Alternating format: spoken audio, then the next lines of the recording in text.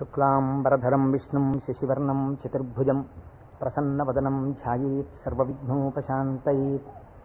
గురుర్బ్రహ్మా గురుర్విష్ణుః గురుర్దేవో మహేశ్వరః గురుః సాక్షాత్ పరబ్రహ్మ తస్మై శ్రీగురవే నమః.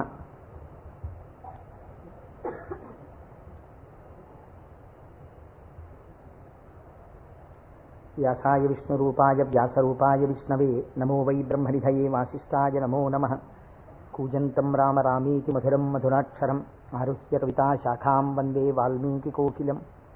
శృతిస్మృతిపురాణానాం ఆలయం కరుణాలయం నమామి భగవత్పాదశంకరం లోకశంకరం. వాగర్ధావివ సంపృక్తౌ వాగర్ధప్రతిపత్తయే జగతః పితరౌ వందే పార్వతీపరమేశ్వరౌ. సూక్తిం సమగ్రయతున స్వయమేవ లక్ష్మీః శ్రీరంగరాజమహిషీమధురైకటాక్షైః. వైదగ్ధ్యవర్ణగుణగుంభనగౌరవైర్యాం కండూలకర్ణకుహరాः కవయోధయంతి. హైమోర్ధ్వపుండ్రమజహన్మకుటం సునాసం మందస్మితం మకరకుండలచారుగండం బింబాధరం బహుళదీర్ఘకృపాకటాక్షం.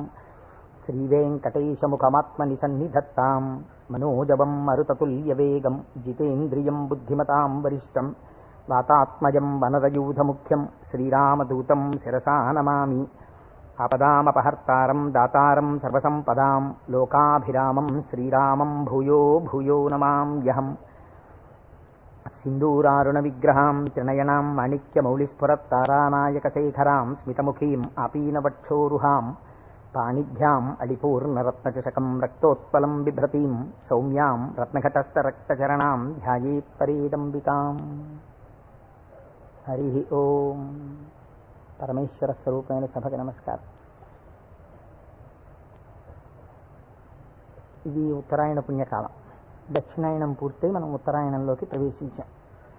ఈ ఉత్తరాయణ పుణ్యకాలంలో శివనామం ఒక్కసారి పలికిన వారు ఎవరైనా ఉన్నారా అని గమనిస్తారట. అంత మహోత్కృష్టమైన కాలం. విశేషించి అదృష్టం ఏమిటంటే మనం ప్రతిరోజు ప్రదోష వేళలో ఈ ఉపన్యాసాన్ని ప్రారంభం చేస్తాం. ప్రదోష వేళ పార్వతీ పరమేశ్వరుల యొక్క అర్ధనారీశ్వర స్వరూపంగా శాస్త్రం భావన చేస్తుంది. అంత పరమ పవిత్రమైనటువంటి అసుర సంధ్య వేళలో సాక్షాత్తుగా శంకరుడు వృషభవాహనారూఢుడై ఈ భూమండలం మీద తిరుగుతూ శ్రీశైల పర్వతం మీద ఒక్కసారి దిగుతారట.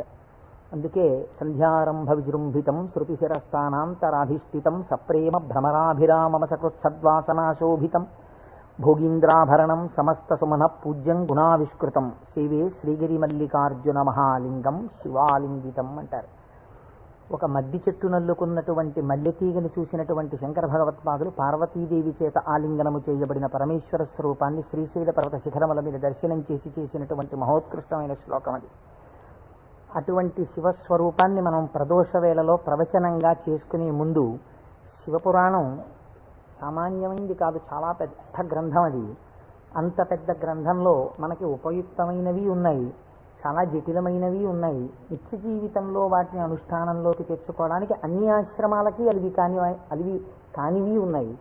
కనుక నేను అనుకున్నాను, శివాష్టోత్తర శతనామ స్తోత్రాన్ని ఉత్తరాయణ పుణ్యకాలం కనుక నేనేదో ప్రవచనం చేయడం కేవలం వినడం కాకుండా ప్రతిరోజు ఈ కార్డు పట్టుకుని వస్తే ప్రదోష వేళలో మనం ఇటువంటి దేవాలయంలో కూర్చుని చెప్పుకున్నటువంటి నామం 1,000,000 రెట్లు ఫలితం ఇస్తుంది.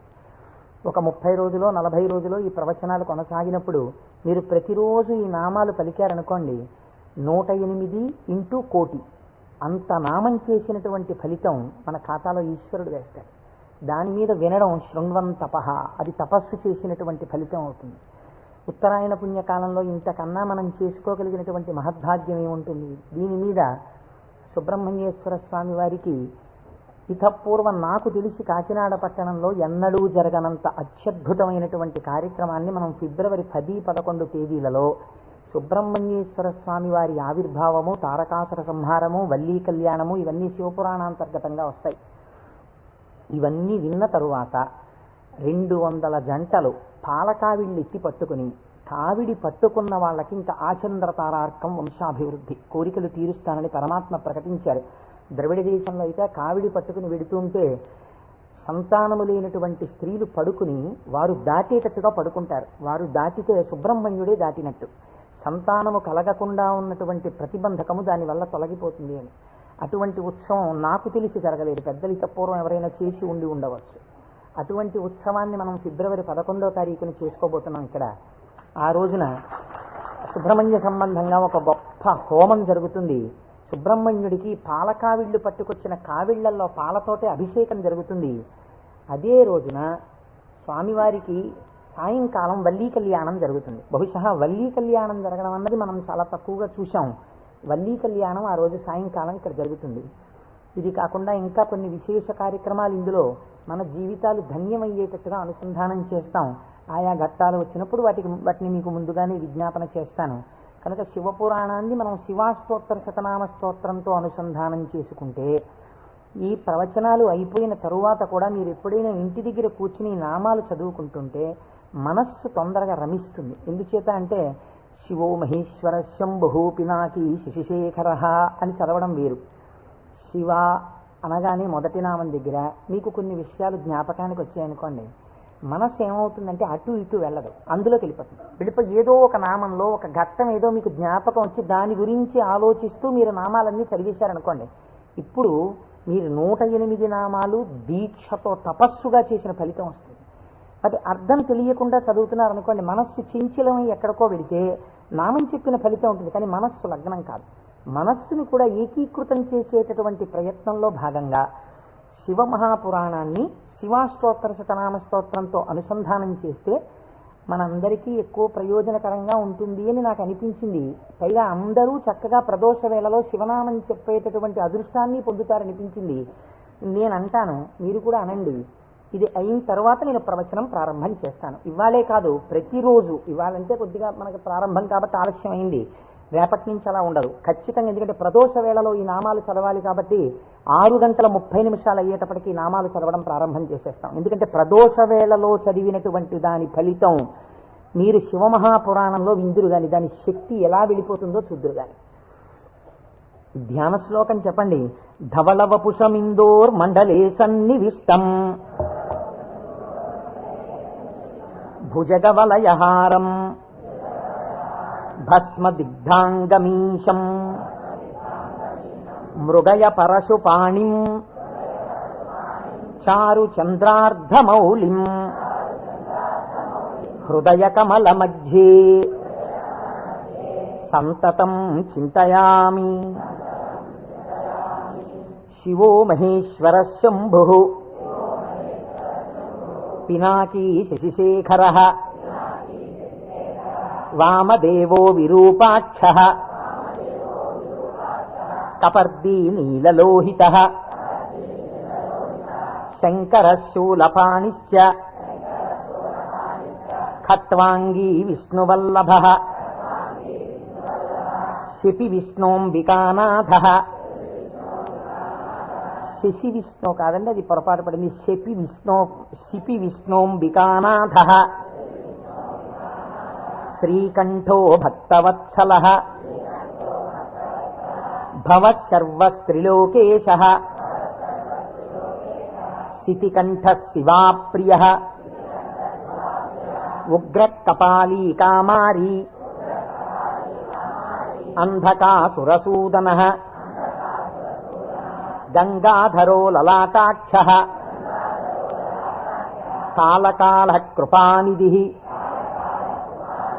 భీమ పరశుహస్త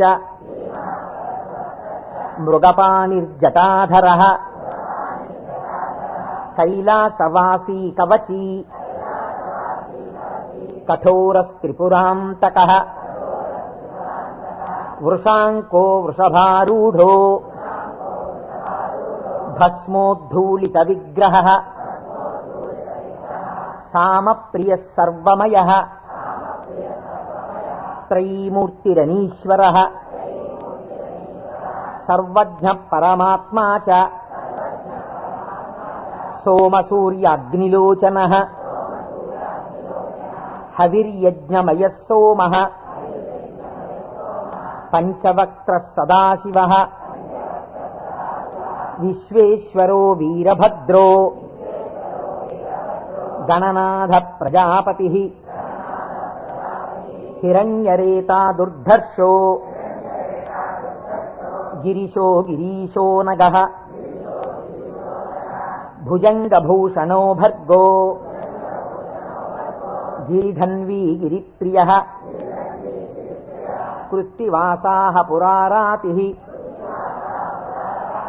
భగవాన్ ప్రమదాధిపః మృత్యుంజయః సూక్ష్మతనుః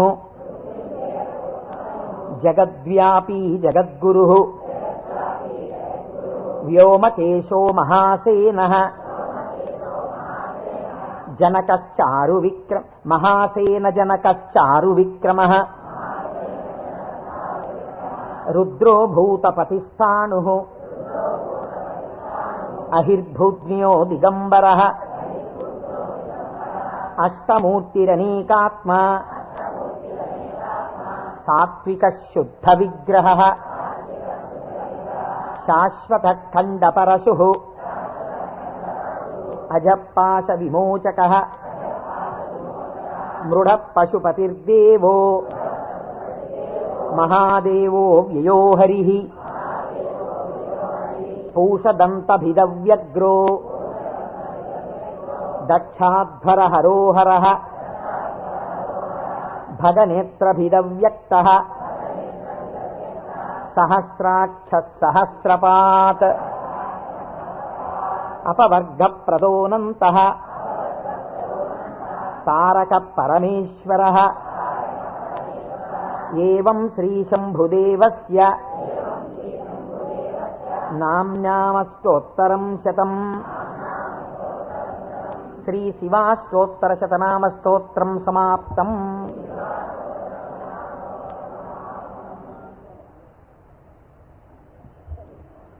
హరి ఓం.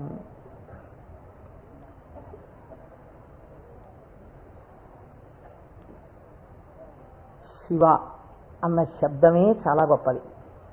ఈ శివాష్టోత్తర శతనామ స్తోత్ర ప్రారంభం కూడా శివశబ్దంతో ప్రారంభమైంది. ఆ పురాణము కూడా శివ మహాపురాణము అని శివశబ్దంతో ప్రారంభమైంది. శివశబ్దాన్ని అమరకోశం వ్యాఖ్యానం చేసింది. అమరకోశం అంటే మనకి సాధికారికమైనటువంటి గ్రంథము. చిత్రం ఏమిటంటే దాన్ని రచించినటువంటి వారు జైనుడు. అమరసింహుడు అనబడేటటువంటి ఒక జైనుడు ఆయన అమరకోశాన్ని రచించి దానితో పాటుగా అనేక గ్రంథాలని రచించారు. కానీ వారు శంకర భగవత్పాదాచార్య స్వామి వారితో వాదనకి దిగినప్పుడు శంకరుల చేతిలో ఓడిపోయారు. ఓడిపోయినప్పుడు ఆయనకి బాధ కలిగింది. నేను శంకరాచార్యుల వారి చేతిలో ఓడిపోయాను కనుక నేను రచించినటువంటి గ్రంథములన్నీ కూడా పనికిమాలినవైపోయాయని ఆయన ఆ గ్రంథములన్నింటినీ తగలబెట్టేశారు. తగలబెట్టేసినప్పుడు శంకర భగవత్పాదాచార్య స్వామి వారికి తెలిసి వారు బహు కారుణికులు, కారుణ్యమూర్తి శంకరులంటే. వారు గబగబా వచ్చి, ఎంత పని చేశావయ్యా, గ్రంథాలను ఎందుకు తగలబెట్టేశావు అని ఉన్న ఒకే ఒక గ్రంథం, మిగిలిపోయినటువంటి గ్రంథం అమరకోశం. అమరకోశానికి ఉన్నటువంటి గొప్పతనం ఏమిటంటే అది మన సనాతన ధర్మములకు సంబంధించినటువంటి నామముల విషయంలో ఏ పక్షపాతం లేకుండా చక్కగా శృతి ఎలా ప్రతిపాదించిందో, స్మృతులు పురాణములు ఎలా ప్రతిపాదించాయో తాత్వికమైనటువంటి విషయాల్ని, నామములకు అనేకమైన విషయములకు ఉండేటటువంటి అర్థాలని అలా ప్రతిపాదన చేశాడు అమరసింహుడు. దాన్ని అమరకోశము అని పిలుస్తారు. మనం ఏదైనా ఒక విషయాన్ని ప్రతిపాదన చేసే ముందు సాధారణంగా ఒక్కసారి అమరకోశాన్ని చూస్తూ ఉంటారు. శివశబ్దాన్ని అమరకోశం వ్యాఖ్యానం చేసింది. శివ అన్న మాటని ఏ విధంగా మనం అర్థం చేసుకోవలసి ఉంటుంది అంటే అమరకోశంలో దాని గురించి అనేక రకాలైనటువంటి అర్థాలు చెప్పారు. అసలు ఈ అర్థం ఏమిటో మీకు తెలిస్తే తప్ప, లేదా నాకు తెలిస్తే తప్ప, మనం దాని గురించి కొద్దిగా అర్థం చేసుకునే ప్రయత్నం చేస్తే తప్ప అసలు శివ అనేటటువంటి నామానికి ఉన్న అర్థం తెలియదు. ఎందుకంటే శివ శివ అని రెండు శబ్దములు మనకి లోకంలో నానుడిలో ఉన్నాయి. శివ అంటే శంకరుడు, శివ అంటే పార్వతీదేవి, ఆయన యొక్క శక్తి స్వరూపం. శివ అంటే అమరకోశం అంటుంది శామ్యతి పరమానంద రూపత్వ నిర్వికారో భవతీతి శివ. నిర్వికారుడై, నిర్వికారుడు అంటే మనకి వికారములు ఉంటాయి. నేను తరచూ మీకు ప్రస్తావన చేస్తుంటాను. ఈ జగత్తులో ఉన్నటువంటి సమస్త ప్రాణులకు, సమస్త జీవులకు 6 వికారములు ఉంటాయి. ఇవి షడ్వికారములు అంటారు. కాలములో ఏదైనా వచ్చిందనుకోండి, దానికి పుట్టినటువంటి తేదీ అని ఒకటి ఉంటుంది. పుట్టిన తేదీ అన్నది పడినది అంటే మీరు ఒకటి గుర్తుపెట్టుకోవాలి, అది షడ్వికారములకు లోనైపోతుంది. ఈ భావన మీ మనస్సులో బాగా రూఢమైందనుకోండి, బాగా పూనుకుందనుకోండి, అసలు సగానికి సగం లోకం పట్ల ఉండేటటువంటి తాదాత్మ్యత తగ్గిపోతుంది. ఇది కేవలం వినడానికి విన్నారనుకోండి, దీని వలన వచ్చేటటువంటి ప్రయోజనం తక్కువగా ఉంటుంది. ఇది బాగా లోపల జీర్ణమైందనుకోండి, మీకు అనేక విషయాలు అర్థం అవుతాయి. మీరు ఒక్కసారి గమనించండి, షడ్వికారములలో ఇక పూర్వం మీరు ఆ వస్తువుని చూడలేదు, కానీ ఆ వస్తువు, ఆ ప్రాణి, ఆ జీవుడు ఒకానొక కాలమునందు ఈ లోకములో పుట్టింది. కాబట్టి ఇప్పుడు దానికి జన్మము అన్న తేదీ ఒకటి వచ్చింది కాలంలో.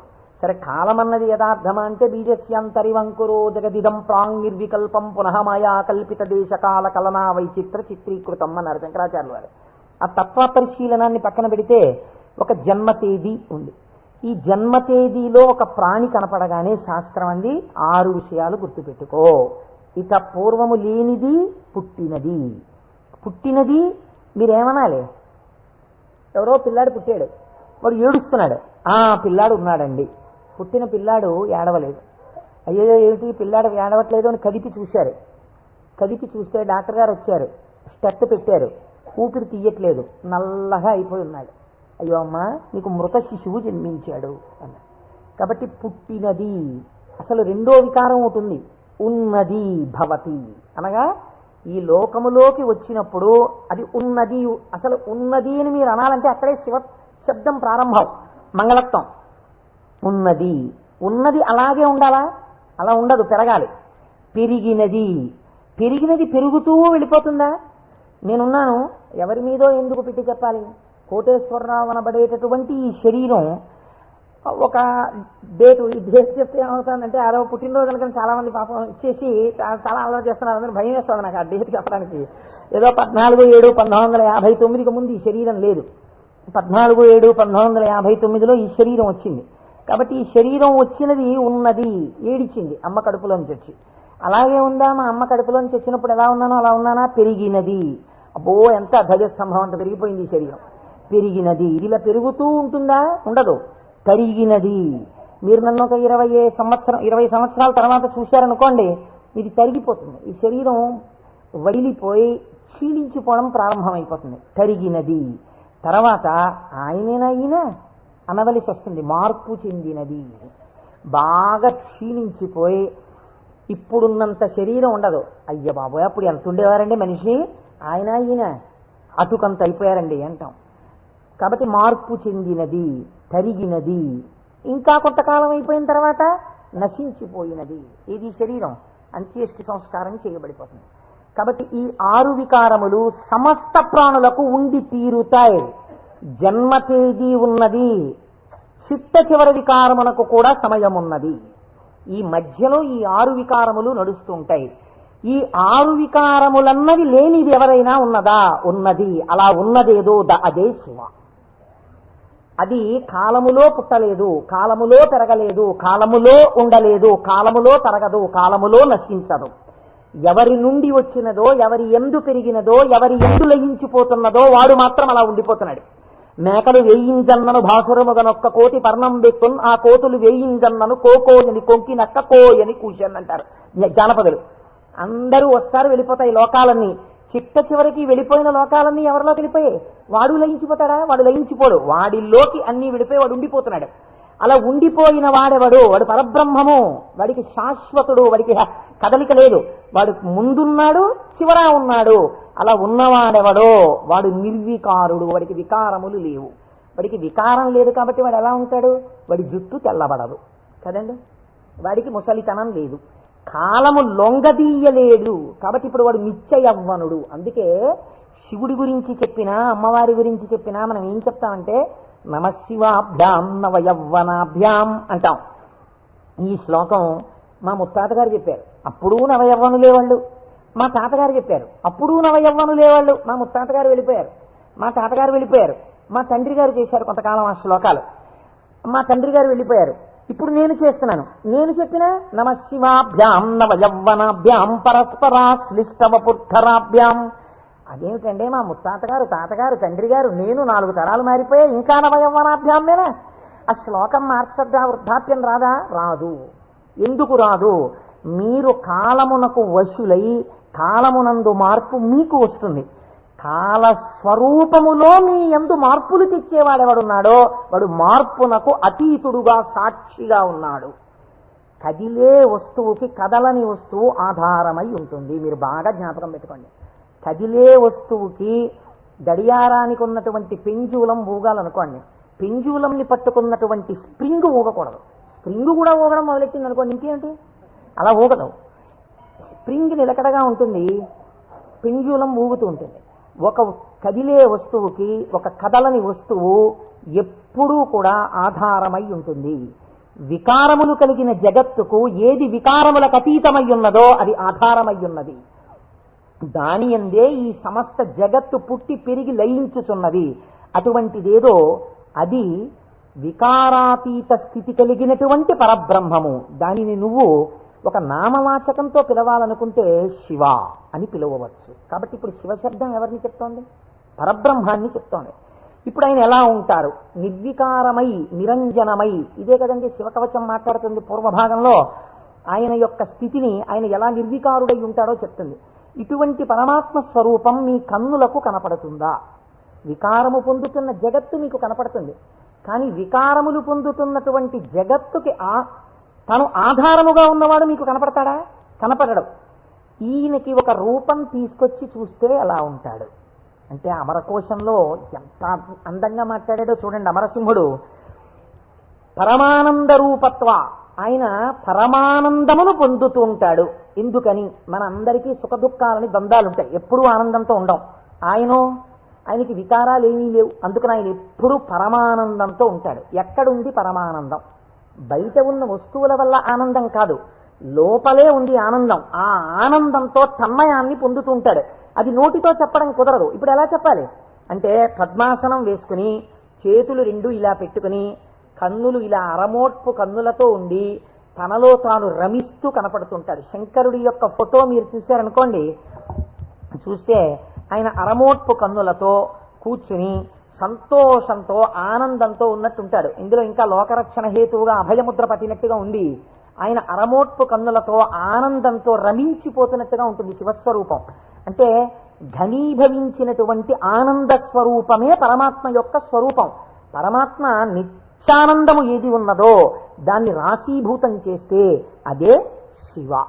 కాబట్టి ఇప్పుడు పరమాత్మ యొక్క స్వరూపమేమి? ఆనంద ఘనమే పరమాత్మ.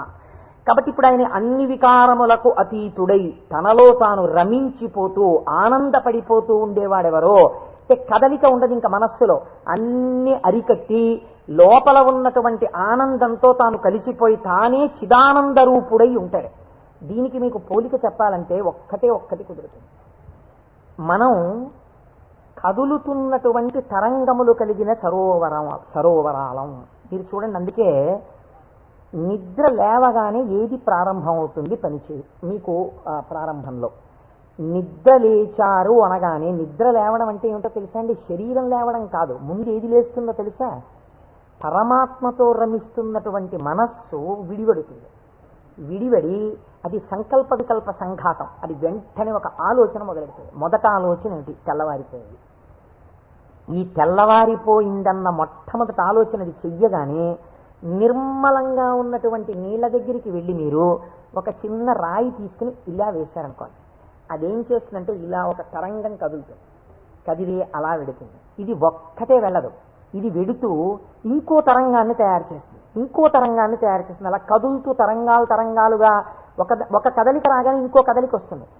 తెల్లవారిపోయింది, ఇవాళే నువ్వు శివమహాపురాణం మొదలెట్టాలి, ఇవాళే నువ్వు ఫలానా వాళ్ళ ఇంటికి వెళ్ళి ఒక్కసారి ఆశీర్వచనం చెయ్యాలి, చూసావా తెల్లవారిపోతుంది గబగబా సంధ్యావందనం చెయ్యాలి. ఒకదాని వెనక ఒకటి సంకల్పాలు వచ్చేస్తాయి. ఇవి సుఖములకు దుఃఖములకు కూడా హేతువులు అవుతూ ఉంటాయి. ఈ సంకల్పాతీతుడై సంకల్పములు దేనిలోంచి పుడుతున్నాయో అది తానై నిరంజన స్వరూపమై ఆనంద ఘనమై కూర్చున్నవాడెవరో వాడు పరమాత్మ, వాడు శంకరుడు. కాబట్టి శివుడు ఆయన ఇక్కడే సమస్తాన్ని చూస్తుంటాడు. అటువంటి ఆనంద ఘనమునకు శివ అని పేరు. ఇప్పుడు దీనివల్ల మీకేం తెలుస్తోంది? మనుష్య జన్మ యొక్క చిట్ట చివరి ప్రయోజనం ఏమి?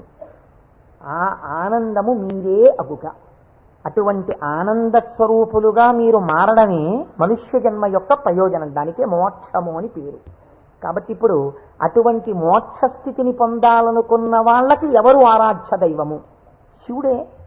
కాబట్టి శివయోగోధ్యేయ శివంకర. కాబట్టి ఏమండి మీరు చెప్పింది బాగుంది, కానీ మేము గృహస్థాశ్రమంలో ఉన్నాం కదా, మాకు భార్య బిడ్డలు ఉన్నారు కదా, మాకు సంకల్పాలు ఏవి వద్దు అని మేమందరం కూడా ఇలా ముక్కు మూసుకుని లేచిన దగ్గర నుంచి ఏదో సంధ్యావందనం చేసుకుని ఒక పూజా మందిరంలో ఇలా కూర్చుండిపోతే, మనస్సుని అంతర్ముఖం చేసే ప్రయత్నం చేస్తూ ఏదో లోపల ఉన్నటువంటి ఆ వస్తువుని కనిపెట్టే ప్రయత్నం చేస్తూ మేము ఉండిపోతే నా భార్య పరిస్థితి ఏమిటి, నా పిల్లల పరిస్థితి ఏమిటి? అసలు మరి గృహస్థాశ్రమంలో ఉండి కొన్ని కోరికలంటూ ఉంటాయి కదా, మరి తప్పదు కదా. అప్పుడు ఈ స్వరూపాన్ని పట్టుకుంటే ఉపయోగమే ఉండదు. ఆయన ఇంకేమీ అలా కోరికలు తీర్చడాలు అలా ఏమి ఉండవా? కేవలం ఆనందం మోక్షం ఇంటి అనే పరిస్థితి కాదు. కాదు అమరకోశం అంది వెంటనే మళ్ళీ చేరతే సజ్జన మనాం స్మస్మిన్నితిగా, ఈయన యందు సజ్జనుల యొక్క మనస్సు రమించుచుండును. ఈ మాటని మీరు చాలా గట్టిగా పట్టుకోవాల్సి ఉంటుంది. మీకు చూడండి, నేను ఇంతకన్నా మీకు ఉదాహరణ చెప్పడానికి సాధ్యం కాదు. ఇంకా వంటింట్లో ఒక పంపు ఉంటుంది, బాత్రూంలో ఓ పంపు ఉంటుంది, వరండాలో ఒక పంపు ఉంటుంది వాష్ బేసిన్ దగ్గర. మీకు ఇంకా అవసరం అనుకున్నారనుకోండి, ఏదో మీరు భోజనాలు చేసే గదిలో చేతులు కడుక్కోవడానికి ఒక పంపు ఉంటుంది. ఇన్ని పంపుల్లోనూ మీకు ఏకకాలమునందు ఎక్కడ విప్పినా నీళ్లు రావాలనుకోండి, ఏది నింపాలి? ఏ పంపు కొట్టంలో నీళ్లు పోస్తారా? ఓవర్ హెడ్ వాటర్ ట్యాంక్లో నీళ్లు పోస్తారు. ఓవర్ హెడ్ వాటర్ ట్యాంక్లో నీళ్లు పోస్తే అన్ని పంపుల్లోనూ నీళ్లు వచ్చినట్టు శివస్వరూపాన్ని పట్టుకుంటే అది ఏ రూపంగా, ఏ రకంగా, ఏ విభూతితో, ఏ లక్షణంతో, ఏ గుణంగా మీ మనస్సు ఇష్టపడిన ఏ విధానంగా ఒక్కదాన్ని మీరు పట్టుకుని రమించిపోవడం ప్రారంభించినా అది మీకు కావలసిన సమస్తాన్ని ఇస్తుంది. అలా ఇవ్వగలదు. దానికి ఆ శక్తి ఉన్నది.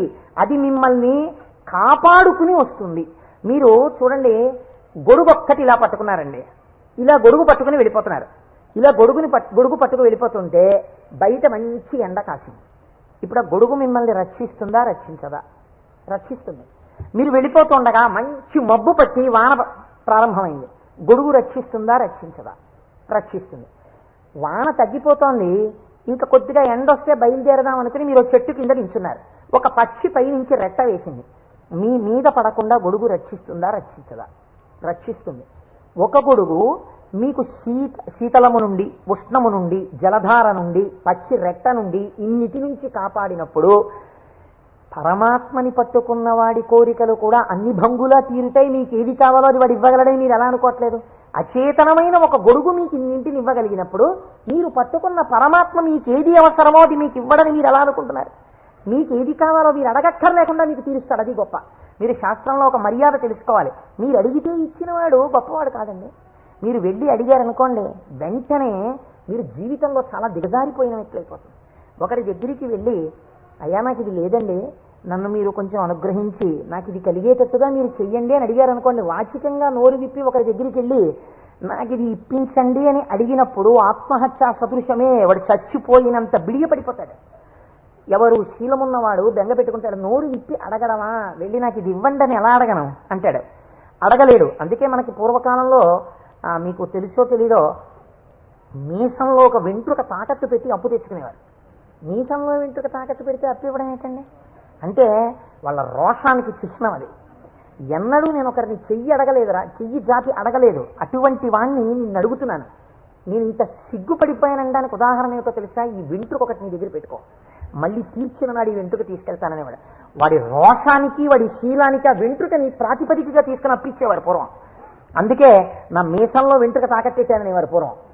కాబట్టి ఒకరి దగ్గరికి వెళ్ళి అడగడం అంటే అంత చిన్నతనం. పరమాత్మ అయినా మిమ్మల్ని అలా చిన్నబుచ్చి ఇస్తాడని మీరు ఎలా అనుకుంటున్నారు? గొడుగు పచ్చి రెట్ట నుంచి నన్ను కాపాడు, వాన పడితే కాపాడు, ఎండగా ఉంటే కాపాడు, పైనుంచి ధూళి పడకుండా కాపాడు, ఓ గడుగా నన్ను రక్షించు అని మీరంత స్తోత్రం చేసి వేసుకుంటున్నారేంటి? ఇలా విప్పిలా పట్టుకుంటే అంతే రక్షించేయడం దాని ప్రయోజనం. అలా మీరు శివస్వరూపాన్ని పట్టుకుంటే, ఎలా పట్టుకున్నా సరే, అంటే ఎలా పట్టుకోవాలంటే అభిషేకాలు చేయాలా, పూజలు చేయాలా, లేకపోతే దాని స్వరూపం బాగా తెలుసుకోవాలా, అర్థం అవ్వాలా? కాదు. మీ మనస్సు ఏదో ఒక విషయంలో రమించింది అంతే, అది చాలు. మిమ్మల్ని మీకు రక్షణ కల్పించడానికి అది హేతు అవుతుంది. మీకు నేను ఒక ఉదాహరణ చెప్తాను. మీరు దాని వలన దీని వ్యాఖ్యానాన్ని బాగా పట్టుకోగలుగుతారు. నాయనార్లని మళ్ళీ నేను ఏదో లౌకికమైన ఉదాహరణ ఎందుకు తేవాలి, మనకి 63 నాయనార్లు ఉన్నారు. అంటే శివుని యొక్క అనుగ్రహము చేత తరించిపోయిన మహాపురుషులు. ఆ 63 నాయనార్లో గుగ్గుల కలగ నాయనార్ అని ఒక ఆయన